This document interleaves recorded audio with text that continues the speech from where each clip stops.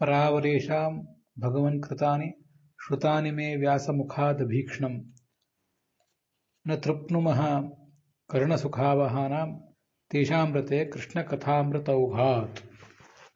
ಭಾಗವತದ 3ನೇ ಸ್ಕಂದದ 5ನೇ ಅಧ್ಯಾಯದ 10ನೇ ಶ್ಲೋಕ ಇದು.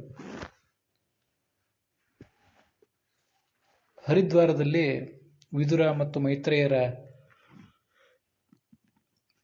ಸಂವಾದ ನಡೆದಿದೆ. ವಿದುರ ಹೀಗೆ ಮೈತ್ರೇಯರನ್ನ ಕೇಳ್ತಾ ಇದ್ದಾನೆ. ಜಗತ್ತಿನ ಸೃಷ್ಟಿ ಲಯ ಮೊದಲಾದವುಗಳನ್ನು ಭಗವಂತ ಮಾಡ್ತಾನಲ್ಲ, ಅದು ಹೇಗೆ ಮಾಡ್ತಾನೆ ಅದನ್ನು ಸ್ವಲ್ಪ ವಿವರಿಸಿ ಹೇಳಿ. ನಾನಿದನ್ನು ವೇದವ್ಯಾಸರ ಮುಖದಿಂದಲೇ ಕೇಳಿದ್ದೇನೆ. ಮಹಾಭಾರತದಲ್ಲಿ ಅದೆಲ್ಲ ಬಂದಿದೆ. ಆದರೂ ನನಗೆ ಇನ್ನೂ ಪೂರ್ಣವಾಗಿ ತೃಪ್ತವೇ ಆಗಿಲ್ಲ.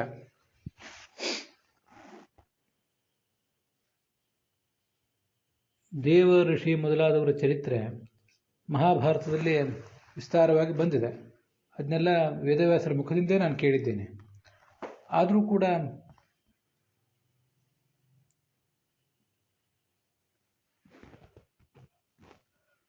ಇನ್ನೂ ಪೂರ್ಣವಾಗಿ ತೃಪ್ತಿಯಾಗಿಲ್ಲ. ಭಾರತದಲ್ಲಿ ಆ ಗ್ರಂಥದ ಮುಖ್ಯ ತಾತ್ಪರ್ಯವನ್ನು ನಾವು ಅರಿತರೆ ಅದೆಲ್ಲ ಭಗವಂತನ ಕಥಾಮೃತದ ಬಿತ್ತರವೇ ಅಂತ ಗೊತ್ತಾಗ್ತದೆ. ಅದಕ್ಕಾಗಿ ನಾನು ಮತ್ತಷ್ಟು ವಿಷಯಗಳನ್ನು ತಮ್ಮ ಮೂಲಕವೇ ತಿಳಿಯಬೇಕು ಅಂತ ಬಯಸಿದ್ದೇನೆ. ಇಲ್ಲಿ ಅತೃಪ್ನುಮ ಕ್ಷುಲ್ಲ ಸುಖಾವಹಾನಾಂ ಅಂತ ಪಾಠ ಇಟ್ಕೊಂಡಿದ್ದಾರೆ ಅನೇಕ ಜನ ವ್ಯಾಖ್ಯಾನಕಾರರು. ಆದರೆ ನಮ್ಮಲ್ಲಿ ಕರ್ಣ ಸುಖಾವಹಾನಾಂ ಅಂತ ಪಾಠ. ಕ್ಷುಲ್ಲ ಸುಖಾವಹಾನಾಂ ಅಂತ ಪಾಠ ಇಟ್ಕೊಂಡವರ ದೃಷ್ಟಿಯಿಂದ ಏನು ಅರ್ಥ ಆಗ್ತದೆ ಅದನ್ನು ಸ್ವಲ್ಪ ಗಮನಿಸಬೇಕು. ದೇವ ಋಷಿ ರಾಜರ ಚರಿತ್ರೆಗಳೇನಿವೆ ಅವೆಲ್ಲ ನಮಗೆ ಅದನ್ನು ಓದಿದಾಗ ಕೇವಲ ಅಲ್ಪಕಾಲದ ಸುಖವನ್ನು ಕೊಡುವಂಥವು. ಅದನ್ನು ಕೇಳಿ ಕೇಳಿ ನಮಗೆ ಸಾಕೆನಿಸಿದೆ. ಅದನ್ನು ಕೇಳುವ ಆಸೆ ನಮಗೆ ಈಗಿಲ್ಲ. ಭಗವಂತನ ಚರಿತ್ರೆ ಭಾರತದಲ್ಲಿ ಅಲ್ಪ ಸ್ವಲ್ಪ ಇದೆ. ಅದನ್ನು ಕೇಳಿ ತೃಪ್ತಿಯಾಗಿಲ್ಲ. ಇದು ವಲ್ಲಭಾಚಾರ್ಯರ ವ್ಯಾಖ್ಯಾನದಲ್ಲಿ ನಮಗೆ ಕಾಣಿಸುವಂಥದ್ದು.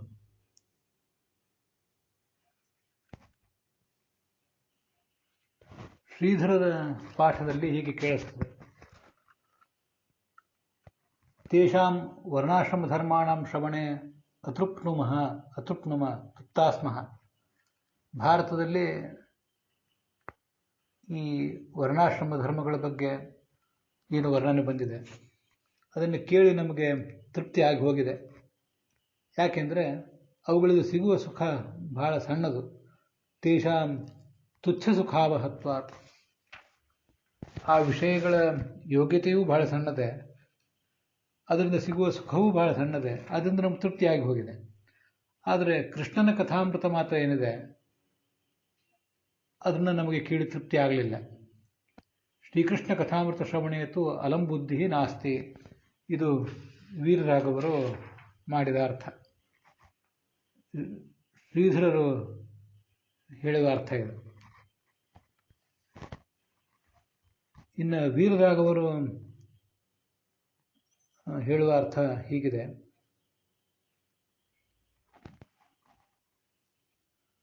ಮಹಾಭಾರತದಲ್ಲಿ ವರ್ಣಿತವಾಗಿರುವ ವ್ರತಗಳು ಅಂತ ಅವರು ಬರೀತಾರೆ. ತೇಷಾಂ ವೃತಾನಾಂ ಶ್ರವಣೇನ ಅತೃಪ್ನುಮ ತೃಪ್ತಾಭೂಮ. ಕ್ಷುಲ್ಲಕವಾದ ಅಲ್ಪವಾದ ಸಂತೋಷವನ್ನು ಕೊಡುವಂತಹ ಅನೇಕ ವ್ರತಗಳು, ಧಾರ್ಮಿಕ ಪ್ರಕ್ರಿಯೆಗಳೇನಿವೆ ಅವುಗಳ ಶ್ರವಣದಿಂದ ನಾವೀಗ ತೃಪ್ತರಾಗಿ ಹೋಗಿದ್ದೇವೆ. ಭಗವತ್ಕಥಾಮೃತ ಶ್ರವಣೇನತ್ತು ನ ತೃಪ್ತಾಹ. ಆದರೆ ಭಗವಂತನ ಕಥೆಗಳನ್ನು ಮಾತ್ರ ಕೇಳಿಯೂ ನಮಗೆ ತೃಪ್ತಿಯಾಗಲಿಲ್ಲ. ಇದು ಅವ್ರು ಮಾಡುವಂಥ ಅರ್ಥ.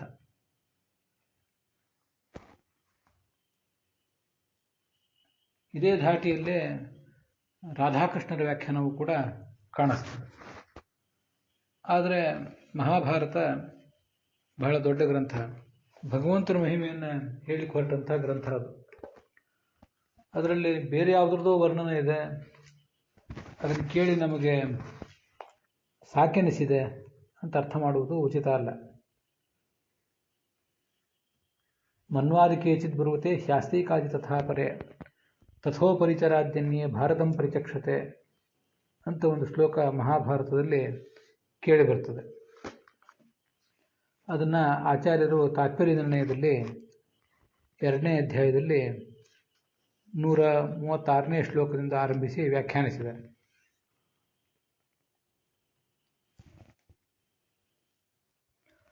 ಅಲ್ಲಿ ಮನು ಅಂದರೆ ಯಾವನೋ ವಯೋಸುತ ಮನುವೋ ಸ್ವಯಂಭುವ ಮನುವೋ ಅಂತ ಹೀಗೆ ಅರ್ಥ ಅಲ್ಲ. ಆಸ್ತಿಕ ಅಂದರೆ ಜನಮೇಜಯನ ಸರ್ಪಯಾಗವನ್ನು ನಿಲ್ಲಿಸಿದ ಆಸ್ತಿಕ ಮುನಿಯೂ ಅಲ್ಲ. ಉಪರಿಚರ ಅಂದರೆ ಉಪರಿಚರ ವಸು ಸತ್ಯವತಿ ತಂದೆ, ಅವನು ಕೂಡ ಅದರ ಅರ್ಥ ಅಲ್ಲ.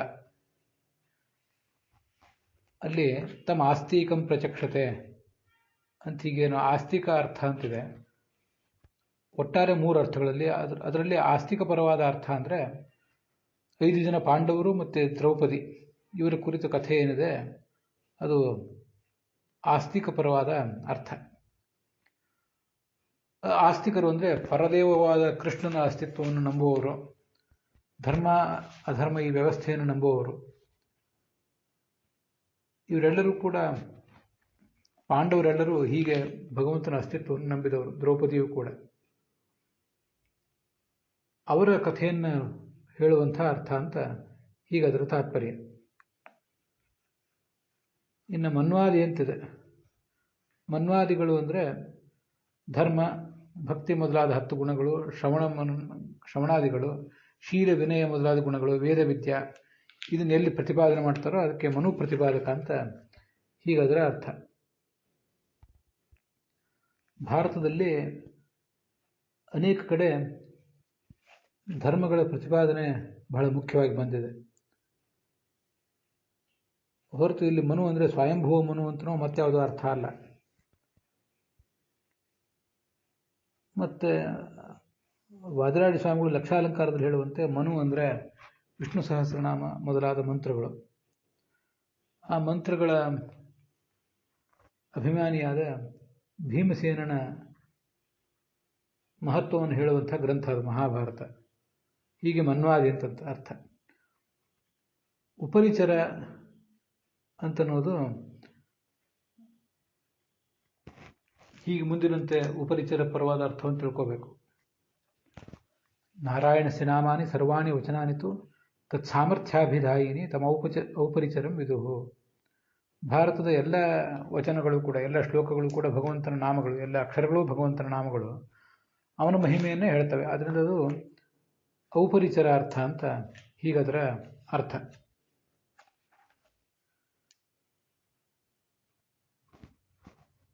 ಉಪರಿ ಅಂದರೆ ಎಲ್ಲ ದೇವ ಋಷಿ ಪಿತೃಪ ಸಮಸ್ತ ಪ್ರಪಂಚ, ಸ್ವತಂತ್ರವಾದ ಅಸ್ವತಂತ್ರವಾದ ಸಮಸ್ತ ಪ್ರಪಂಚ ಅಂತ ನಾವೇನು ಹೇಳ್ತೀವಿ.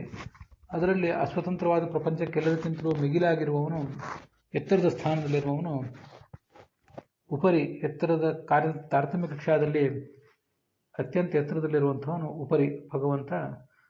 ಚರ ಅಂದರೆ ಅಲ್ಲಿರುವಂಥವನು, ಉಪರಿ ಅಂದರೆ ಮೇಲೆ, ಚರ ಇರುವಂಥವನು. ಹೀಗೆ ಅದು ಔಪರಿಚರ ಅರ್ಥ ಅಂತ ಅದರ ತಾತ್ಪರ್ಯ.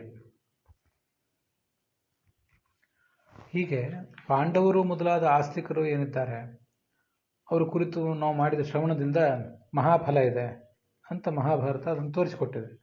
ಅದರಿಂದ ಅದು ಕ್ಷುಲ್ಲಕ ಸುಖವನ್ನು ಕೊಡುವಂಥದ್ದು ಅಂತ ಸರಿಯಲ್ಲ. ಪಾಂಡವರ ಕಥೆ ಅಥವಾ ಮತ್ತಾವುದೇ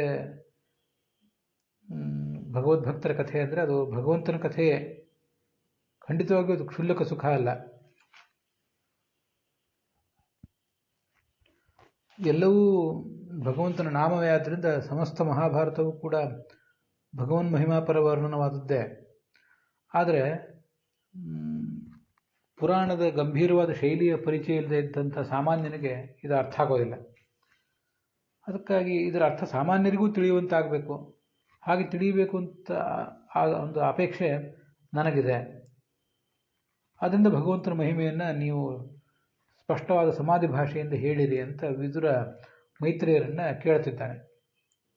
ಹೀಗೆ ವಿದುರನಿಗೆ ಜನಸಾಮಾನ್ಯರ ಬಗ್ಗೆ ಒಂದು ಕಳಕಳಿ, ಅವರಿಗೂ ಸ್ಪಷ್ಟವಾದ ಜ್ಞಾನ ಆಗಲಿ ಅಂತ ಒಂದು ಹಂಬಲ ಅವನಿಗೆ.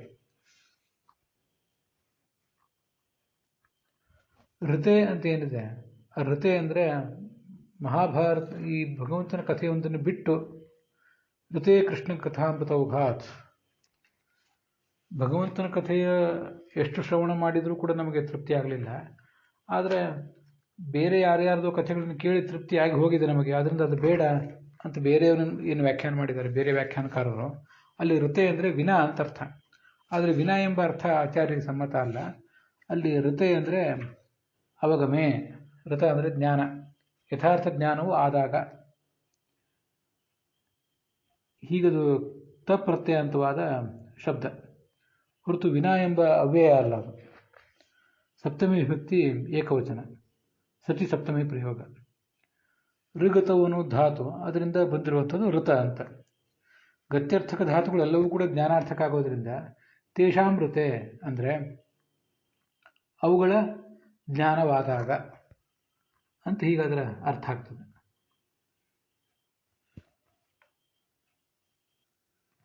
ಕೃಷ್ಣ ಕರ್ಣಸುಖಾವಹಾನಾಂ, ನಮ್ಮ ಕಿವಿಗೆ ಸುಖವನ್ನು ಕೊಡುವಂಥ ತೇಷಾಂ, ಆ ಎಲ್ಲ ಕಥೆಗಳೇನಿವೆ ಅವುಗಳ ಋತ ಯಥಾರ್ಥ ಜ್ಞಾನ ನಮಗಾದಾಗ ಅದೆಲ್ಲ ಭಗವಂತನ ಗುಣಗಾನವೇ ಆಗುವುದರಿಂದ ನಮಗಿನ್ನೂ ತೃಪ್ತಿ ಆಗಿಲ್ಲ. ಮತ್ತಷ್ಟು ನೀವು ಭಗವಂತನ ಕುರಿತು ಭಾಗವತರ ಕುರಿತು ವರ್ಣನೆ ಮಾಡಿ ಅಂತ ಅದರ ತಾತ್ಪರ್ಯ. ಅದರಿಂದಲೇ ಈ ಮಹಾಭಾರತದ ಮುಖ್ಯ ತಾತ್ಪರ್ಯವನ್ನು ತಿಳಿದರೆ ಅದೆಲ್ಲವೂ ಭಗವಂತನ ಕಥಾಮೃತದ ಪಾನ ಅಂತಲೇ ಗೊತ್ತಾಗ್ತದೆ. ಅದರಿಂದ ಅದಕ್ಕೆ ನಮಗೆ ತೃಪ್ತಿ ಆಗಿಲ್ಲ ಇನ್ನೂ. ಮಹಾಭಾರತ ಆಯಿತು, ಭಾಗವತ ಆದರೂ ಕೂಡ ಹಿಂದೊಂದ್ಸರಿ ಅದನ್ನು 1ನೇ ಸ್ಕಂದದಲ್ಲಿ ನಾವು ನೋಡಿದ್ದೇವೆ. ಮಹಾಭಾರತದಲ್ಲಿ ಅದು ಬಹಳ ದೊಡ್ಡ ಗ್ರಂಥವೇ ಆದರೂ ಕೂಡ ಭಗವಂತನ ಮಹಿಮೆಯ ವರ್ಣನೆ ಪೂರ್ಣ ಬಂದಿಲ್ಲ. ಯಾಕೆಂದರೆ ಭಗವಂತನ ಮಹಿಮೆ ಅಪಾರವಾದ್ದರಿಂದ, ಅದಕ್ಕಾಗಿ ಭಾಗವತ ಬೇಕು. ಭಾಗವತ ಬಂದರಾದರೂ ಕೂಡ ಭಗವಂತನ ಮಹಿಮೆ ಪೂರ್ಣ ವರ್ಣಿತ ಆಗ್ತದ? ಅದು ಆಗೋದಿಲ್ಲ. ಆದರೂ ಈಗ ಭಾಗವತ ಒಂದನ್ನು ಬರೆಯಿರಿ, ಮುಂದೆ ಮತ್ತೊಂದು ಯಾವುದಾದ್ರೂ ಪ್ರಸಂಗ ಬಂದಾಗ ಮತ್ತೊಂದು ಗ್ರಂಥವನ್ನು ರಚನೆ ಮಾಡಿ ಭಗವಂತನ ಗುಣವರ್ಣನವನ್ನು ಮಾಡಿ ಮುಗಿಯಿತು, ಇನ್ನೇನು ಮಾಡಲಿಕ್ಕಿಲ್ಲ ಅನ್ನುವುದಿಲ್ಲ. ಆದ್ದರಿಂದ ಮತ್ತಷ್ಟು ಗ್ರಂಥಗಳು ಬಂದರೂ ಕೂಡ ಅದೆಲ್ಲ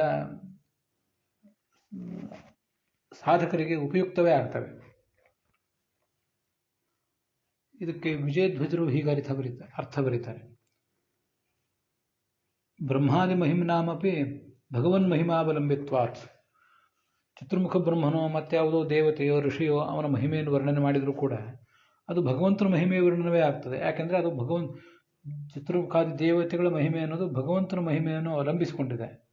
ಆದ್ದರಿಂದ ಈ ಚತುರ್ಮುಖ ಬ್ರಹ್ಮಾದಿಗಳ ಚರಿತ್ರವನ್ನು ನಾವು ಕೇಳಿದಾಗ ಅದರ ಋತ ಅಂದರೆ ಅದರ ಅವಗಮ ನಮಗಾದಾಗ ಅದು ಕೃಷ್ಣ ಕಥಾಮೃತವೇ ಆಗ್ತದೆ. ಆದ್ದರಿಂದ ನಮಗೆ ಆ ಕೃಷ್ಣ ಕಥಾಮೃತವನ್ನು ಪಾನ ಮಾಡಿ ಇನ್ನೂ ತೃಪ್ತಿ ಆಗಿಲ್ಲ.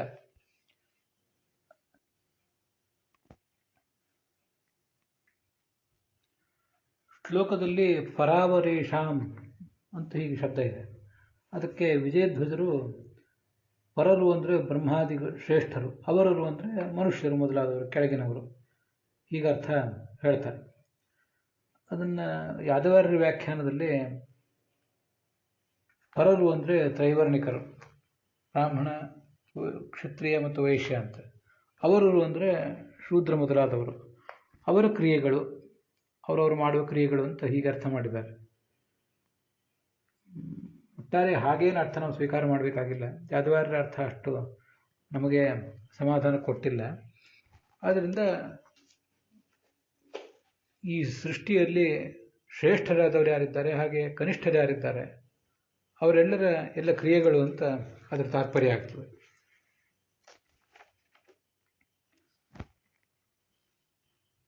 ಅದರಲ್ಲಿ ಪುರಾಣಿಕಾಚಾರ್ಯರು ಕೂಡ ಬ್ರಾಹ್ಮಣ, ಕ್ಷತ್ರಿಯ, ವೈಶ್ಯರ ಹಾಗೆ ಶೂದ್ರರ ಹೀಗೆ ಚಾತುರ್ವರ್ಣಕ್ಕೆ ಸಂಬಂಧಪಟ್ಟಂತೆ ಅದನ್ನೇನು ವ್ಯಾಖ್ಯಾನ ಮಾಡಿಲ್ಲ.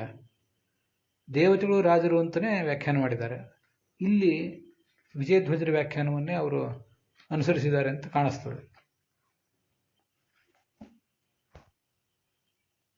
ಅದಕ್ಕಾಗಿ ಯಾದವಾರ್ಯರು ಪರೆ ಅಂದರೆ ದೇವ ಋಷಿ ಮೊದಲಾದವರು, ಅವರರು ಅಂದರೆ ಕ್ಷಿತಿಪ ಮೊದಲಾದವರು. ದೇವ ಋಷಿ ಪಿತೃಪಾಹ ನರಾಹ ಅಂತ 5 ವರ್ಗೀಕರಣಗಳೇನಿದೆ ಅದರಲ್ಲಿ ಶ್ರೇಷ್ಠರು ಅವರು ಪರರು, ಕನಿಷ್ಠರು ಅವರರು ಅಂತ ಹೀಗೆ ಯಾದವಾರರು ಮತ್ತೊಂದು ವ್ಯಾಖ್ಯಾನವನ್ನು ಕೂಡ ಮಾಡಿದ್ದಾರೆ.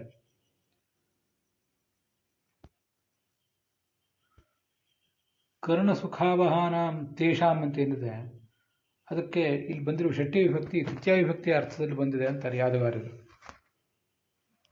ನಮ್ಮ ಕಿವಿಗೆ ಸುಖ ಕೊಡುವಂಥ ಆ ಭಗವಂತ ವ್ಯಾಸ ಹೇಳಿದ ಕಥೆಗಳಿಂದ ನಮಗೆ ತೃಪ್ತಿ ಆಗಿಲ್ಲ ಅಂತ ಹೀಗಾದ್ರ ಅರ್ಥ.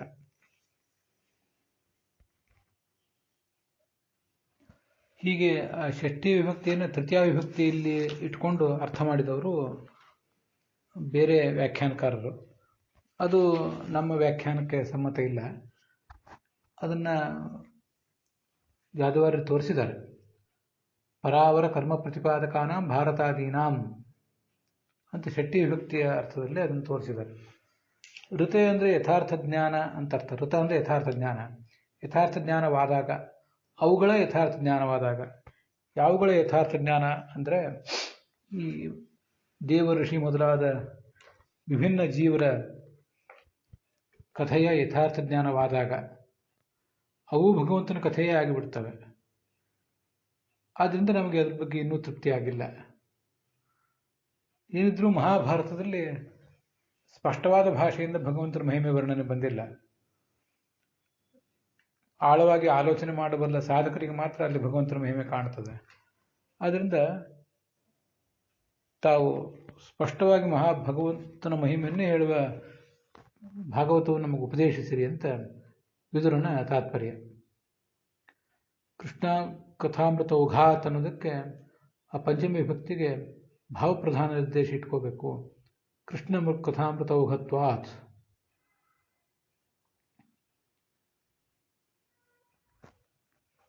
ಅವೆಲ್ಲವೂ ಬೇರೆ ಯಾವುದೇ ಕಥೆ ಇದ್ರೂ ಕೂಡ ಅದೆಲ್ಲವೂ ಕೃಷ್ಣ ಕಥಾಮೃತವೇ ಆದ್ದರಿಂದ, ಅದರಲ್ಲಿ ಕೃಷ್ಣ ಕಥಾಮೃತತ್ವವೇ ಇರೋದರಿಂದ ನಮಗೆ ತೃಪ್ತಿಯಾಗಿಲ್ಲ ಅಂತ ಈಗ ಅದಕ್ಕೆ ತಾತ್ಪರ್ಯ ಆಗ್ತದೆ.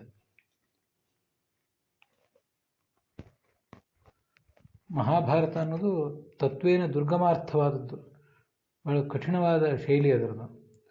ಆದ್ದರಿಂದ ಬೇರೆ ಬೇರೆ ಉಪಾಯಗಳನ್ನು, ಉಪಕ್ರಮಾದಿ ಲಿಂಗಗಳನ್ನು ಅನುಸರಿಸಿದರೆ ಮಾತ್ರ, ಶಾಸ್ತ್ರೀಯ ಕ್ರಮಗಳನ್ನು ಅನುಸರಿಸಿದರೆ ಮಾತ್ರ ಅವುಗಳ ತಾತ್ಪರ್ಯ ನಿರ್ಣಯ ಆಗ್ತದೆ. ಆವಾಗ ಭಾರತದಲ್ಲಿ ಬಂದಿರುವ ಬೇರೆ ಕಥೆಗಳು ಕೂಡ ಭಗವಂತನ ಕಥೆಯೇ ಅನ್ನೋದು ಉತ್ತಮಾಧಿಕಾರಿಭಿ ಜ್ಞಾಯತೆ. ಉತ್ತಮಾಧಿಕಾರಿಗಳಿಗೆ ಅದು ಗೊತ್ತಾಗ್ತದೆ, ಆದರೆ ಸಾಮಾನ್ಯ ಅಧಿಕಾರಿಗಳಿಗೆ ಅದು ಗೊತ್ತಾಗೋದಿಲ್ಲ. ಅತಃ ತೈಹಿ ನ ತೃಪ್ನುಮಃ. ಆದ್ದರಿಂದ ನಮಗೆ ಸಾಮಾನ್ಯ ಅಧಿಕಾರಿಗಳಿಗೂ ಇದು ಮುಟ್ಟಬೇಕೆಂಬ ಬಯಕೆ ಇದೆ. ಅತಃ ಮಂದಾಧಿಕಾರಿ ಅನುಜಿಗೃಕ್ಷಯ ಸಮಾಧಿ ಭಾಷೆಯೈವ ವರ್ಣಯ. ಮಂದಾಧಿಕಾರಿಗಳನ್ನು ಅನುಗ್ರಹಿಸುವ ದೃಷ್ಟಿಯಿಂದ ಸಮಾಧಿ ಭಾಷೆಯಿಂದಲೇ ಭಗವಂತನ ಮಹಿಮೆಯನ್ನು ಹೇಳಿರಿ ಅಂತ ವಿದುರನ ಪ್ರಾರ್ಥನೆ. ಹೀಗೆ 10ನೇ ಶ್ಲೋಕದ ವಿವರದೊಂದಿಗೆ ಇವತ್ತಿನ ಈ ಭಾಗ ಸಮಾಪ್ತವಾಗಿದೆ.